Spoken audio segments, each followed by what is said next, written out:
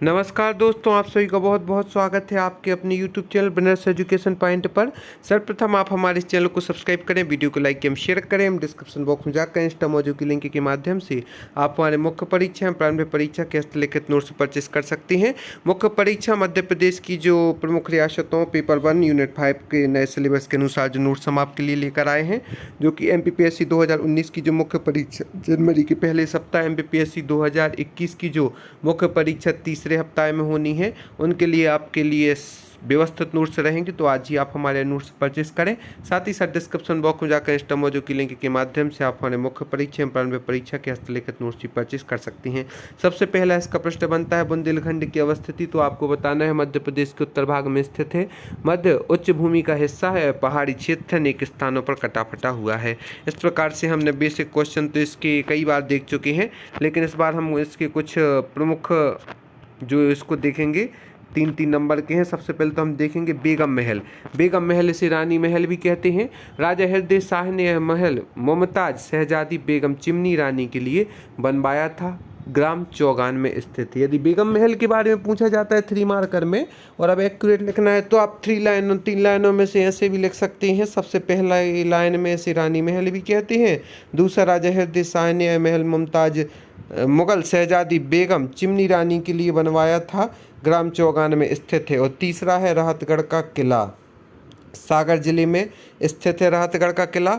यह महाराजा संग्राम सिंह के 52 गढ़ों में से 42वां गढ़ है। यह किला सुरक्षा की दृष्टि से महत्वपूर्ण है। किले में प्रवेश के लिए कई दरवाजों से होकर जाना पड़ता है। किला ऊंची 4 दीवारों से घिरा, जिसमें सुरक्षा चौकियां भी बनी हैं। इस प्रकार से सागर जिले में स्थित है। एक बात, यह महाराजा संग्राम, यहाँ पर एक बहुत ही सुंदर वाटरफॉल भी है राहतगढ़ में, और यह महाराजा संग्राम सिंह के 52 गढ़ों में से 42वें नंबर का गढ़ है जो राहतगढ़ का किला है। यह किला सुरक्षा की दृष्टि से महत्वपूर्ण है, क्योंकि यह जो इसकी व्यवस्थित रूप से बना है और किले में प्रवेश के लिए कई दरवाजों से होकर जाना पड़ता है। किला ऊंची 4 दीवारों से घिरा है, जिसमें सुरक्षा चौकियां भी बनी हैं। गढ़ा का किला से आप क्या समझते हैं? किला राजा संग्राम सिंह ने बनवाया। यह किला एक चट्टान के ऊपर बना है। यह किला जंगलों व चट्टानों के मध्य स्थित होने के कारण यह शत्रुओं से लोहा लेना आसान होता था। इसका निर्माण पत्थरों व ईंटों से हुआ है, गढ़ा का किला। इसके बाद में हम और प्रमुख बातों को देखते हैं। अमरगढ़ का किला डिंडोरी जिले में स्थित है। अमरगढ़ का किला महाराजा संग्राम सिंह के 52 गढ़ों में से 11वें नंबर का गढ़ है, अमरगढ़ का किला। मांडवगढ़ का किला के बारे में हम आपको बताएंगे, मंडला जिले में स्थित है। महाराजा संग्राम सिंह के 52 गढ़ों में से एक है। यह किला पूरी तरह धराशायी हो चुका है। इस किले को पहाड़ी पर बनाया गया था। स्थानीय लोग इसे गढ़ी के नाम से भी जानते हैं। हम आपको बताएं जो किला सिंगौरगढ़ का है, जो कि भेरिया MP है, इसको हम आपको बताएंगे। निश्चित रूप से इसके पूछे जाने की संभावना है और 5 नंबर में भी पूछा जा सकता है। दमोह जिले में स्थित है सिंगौरगढ़ का किला। महाराज संग्राम सिंह की जो 52 गढ़ प्रसिद्ध है, उनमें से 4 नंबर का है। इस दुर्ग को अत्यंत दुर्गम पहाड़ी पर बनाया गया था। भौगोलिक संरचना के कारण यहाँ शत्रुओं का आक्रमण करना कठिन था। रानी दुर्गावती से दलपति शाह का विवाह इसी दुर्ग में हुआ था। संभवतः यह दुर्ग सबसे अधिक सुरक्षित रहा होगा। आप इस दुर्ग के मात्र भग्नावशेष ही मौजूद हैं, अभी वर्तमान में व्यवस्थित रूप से मौजूद नहीं है। हम आपको बताएंगे गढ़पहला के किले के बारे में। यह किलों से संबंधित प्रश्न निश्चित रूप से पूछे जाते हैं हर बार। सागर जिले में स्थित है गढ़पहरा का किला। यह राष्ट्रीय राजमार्ग 26 से लगा हुआ है। महाराज संग्राम सिंह के 52 गढ़ों में से 39वें नंबर का गढ़ है गढ़पहरा का किला। जो महाराज संग्राम सिंह हुए हैं, इनके 52 गढ़ प्रसिद्ध हैं और महाराज संग्राम सिंह के 52 गढ़ों में से 39वें नंबर का गढ़ था गढ़पहरा का किला। इस किले परिसर में एक आकर्षक शीश महल है। शीश महल का जो आकार है मंदिर नुमा है। गढ़पहरा के मुख्य किले में बहुत सारे कमरे बने हुए हैं। हम आपसे बात करेंगे धामोनी के किले की। 3 मार्कर भी के उद्देश्य से पूछा जाता है, 5 मार्कर के उद्देश्य से भी। सागर जिले के उत्तर में झांसी मार्ग पर स्थित है। महाराज संग्राम सिंह के 52 गढ़ों में से 29वें नंबर का गढ़ है धामोनी। इस किले की ओर जाने पर रास्ते में बहुत से कब्र मिलते हैं आपको। इन कब्रों के निर्माण में नक्काशी भी की गई है। इस किले का मुख्य दरवाजा उत्तर दिशा में स्थित है। धामोनी के किले के बारे में भी हमने जाना। इस प्रकार से बेगम महल के बारे में भी आपने जाना। गोंड एक जनजाति थी, इन्होंने एक बड़े साम्राज्य की स्थापना की। इस कथन को समझाइए, यह निश्चित रूप से पूछा जा सकता है। तो आपको बता दें, गोंड गोंडवाना क्षेत्र में रहते थे, जो एक बड़ा वनाच्छेद क्षेत्र था। गोंड जनजाति के कई छोटे छोटे कुलों में विभाजित थी। प्रत्येक कबीले का एक राजा होता था। उन्नत राजनीतिक चेतना से ये कबीले एक बड़े राजा के अधीन होने लगे। ऐसे ही एक पराक्रमी योद्धा यादव राय हुए, जिन्हें दहेज में गड़ा राज्य मिला। दिल्ली सल्तनत सत्ता की गिरावट के समय गोंड राजा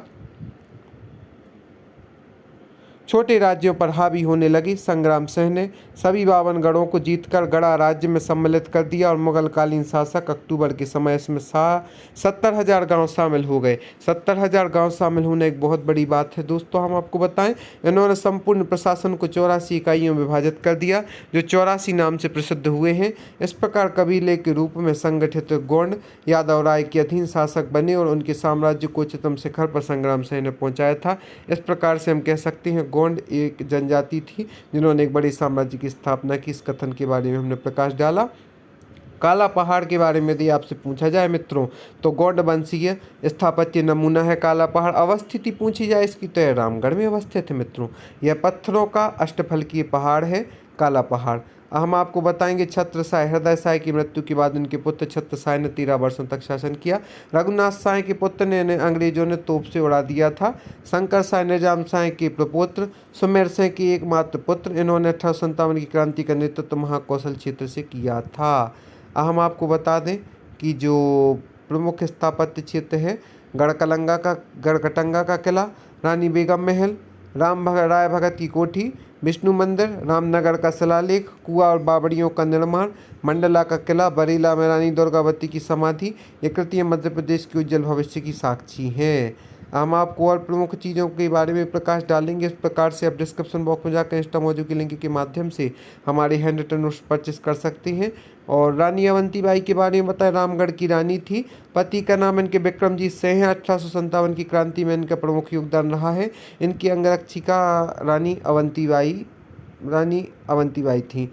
अब आपको बता दें, गिरधारी बाई रामगढ़ की रानी अवंतीबाई की सहायिका थी। गिरधारी बाई 1857 के विद्रोह में इनकी भूमिका प्रमुख थी। समाधि इनकी मंडला में हुई है। इस प्रकार से अपराध में परीक्षा के लिए भी बहुत ही IMP कंटेंट है, तो आप हमसे जुड़े रहें। पेपर बजी नेट 5 की प्रमुख क्वेश्चन आंसर पर हमने प्रकाश डाला। इसी प्रकार आप हमसे जुड़ रहे हैं। आप सभी को बहुत बहुत धन्यवाद दोस्तों। आज ही आप हमारे नोट्स परचेस करें। मध्य प्रदेश की प्रमुख रियासतों के नोट्स आप लेकर देखिए। आपकी प्रारंभिक एवं मुख्य परीक्षा दोनों परीक्षा की तैयारी हो जाएगी और आपको निश्चित रूप से सफलता मिलेगी। सभी परीक्षाओं के उपयोगी है। आप सभी को बहुत बहुत धन्यवाद।